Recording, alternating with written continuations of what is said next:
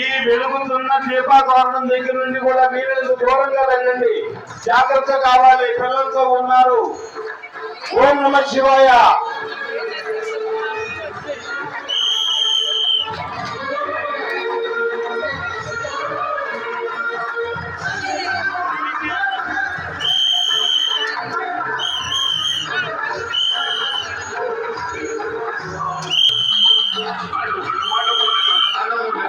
సామాన్లు వాళ్ళ పత్రులు జాగ్రత్తగా తీసుకెళ్ళవలసింది.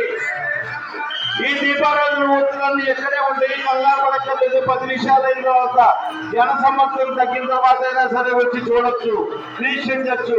స్వామి వారిని కూడా ప్రశాంతంగా వెళ్ళుకోవచ్చు.